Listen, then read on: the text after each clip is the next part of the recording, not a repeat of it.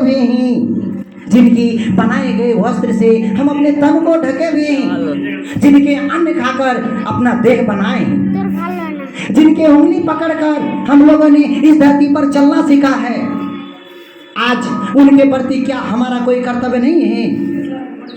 कर्तव्य है, क्योंकि रामनरेश त्रिपाठी जी ने अपनी इस कविता के प्रथम पंक्ति ही कहा, क्या कहा कि जग में जितने सचर अचर हैं, सचर और अचर, सचर बोले तो सजीव और अचर बोले तो निर्जीव, जग जग बोले तो संसार, संसार में जितने सचर अचर हैं सारे कर्म निरत हैं, सब कोई अपने अपने कामों में लगा हुआ। उदाहरण के तौर पर एक तुच्छ पत्ता, एक छोटा सा पत्ता दिन भर आतप सहता, वह सांसिक ताप को सहता, एक छोटा सा वृक्ष का पत्ता जो दिन भर किसको, सूर्य के धूप को सहता है और धरती को छाया प्रदान करता है, वे भी अपने कामों में लगे हुए हैं। सिंधु घाटी नदी को देखिए, अपने बाढ़ के पानी को चारों तरफ फैला करके मिट्टी के गर्मी को, मिट्टी के जलन को, मिट्टी के भाई साहब अवशिष्ट पदार्थों को धो करके लेके चले जाते हैं और वहीं से मिट्टी को खादर मिट्टी बना के चले जाते हैं, उपजाऊ मिट्टी बने करके चले जाते हैं। पक्षियों को भी देखिए, वो भी चारों तरफ चहचहा करके धरती की खूबसूरती को बढ़ा रहा है। एक छोटा सा घास भी अपने जीवन में मरते दम तक एक पशु का चारा बन करके जाता है, यहाँ तक कि सड़ने गलने के बाद भी गोबर खत बन करके पुनः वो मिट्टी की उर्वरक शक्ति को बढ़ा करके जाता है। तो जब इस धरती पर सब कोई अपने अपने कामों में लगा हुआ है, तो क्या जिसकी कमाई खा करके हमने बढ़ा हुआ है, किसकी कमाई तो अपने माता पिता, क्या उनके प्रति हमारा कोई कर्तव्य नहीं है? बुरा मत मानिए, एक बार अपने हाथ दिल पर हाथ रख करके सोचो कि क्या हमने अपने जीवन में कर्तव्य समाप्त कर लिया है? तो आप जरूर कहोगे नहीं।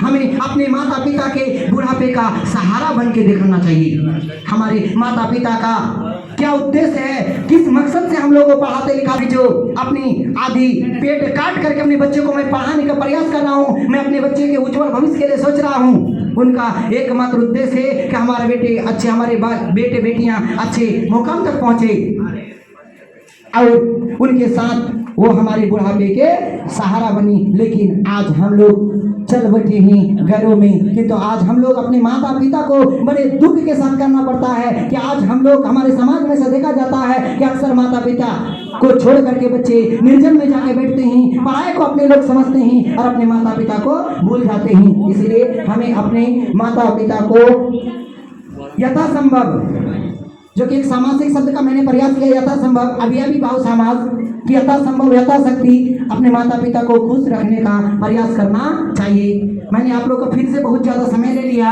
अब मैं मंच पर मोहम्मद फारूक, जो इस साल मैट्रिक एग्जाम पास किए हैं, मोहम्मद फारूक, मैं आपको दावत देता हूं कि आप आए मंच पर 2-4 शब्द रखें।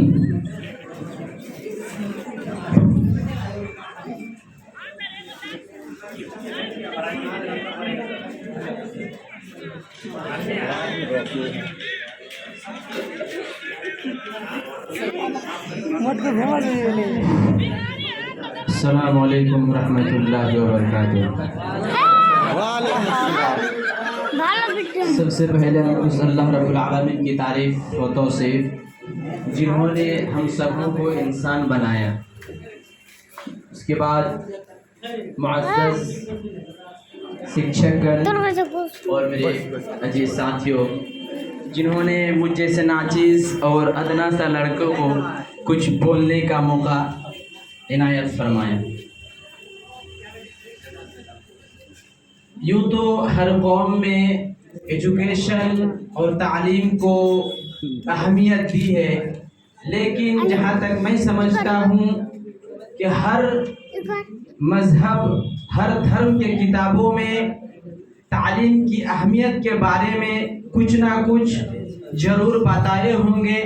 खुसूसन हमारे मज़हब इस्लाम में, हमारे मज़हब में तालीम को जिस तरह से हासिल करने का ताक़ीद किया है, यहाँ तक कि हमारे मज़हब इस्लाम में तालीम को हासिल करना फ़र्ज़ करार दिया है। अल्लाह के नबी जनाब मोहम्मद रसूलुल्लाह सल्लल्लाहु अलैहि वसल्लम ने इरशाद फरमाया कि तलबुल इल्म फ़रीज़तुन अला कुल्लि मुस्लिम, कि तालीम हासिल करना, शिक्षा हासिल करना हर मुसलमान पर फर्ज है, जरूरी है, अनिवार्य है। इसके बाद तालीम हासिल करने के बाद क्या होगा, इसका फ़ायदा क्या है, इसको भी अल्लाह के नबी सल्लल्लाहु अलैहि वसल्लम ने बताया कि मन सलका तरीक़न यल्तमिसु फ़ीही इल्मन सहलल्लाहु लहू तरीक़न इलल जन्नह। इसका मतलब ये है कि जब कोई इंसान, जब कोई बंदा तालीम हासिल करने के लिए रास्ते पर चल पड़ता है, कोई दिल्ली का कूच करता है, कोई राजस्थान जाता है, कोई विदेश जाता है, चाहे कहीं भी जाए, तो अल्लाह तबारक व ताला उसके लिए जन्नत का रास्ता आसान कर देता है। तो कहने का मतलब ये है मेरे दोस्तों कि तालीम की बहुत ही ज़्यादा फजीलत व अहमियत है।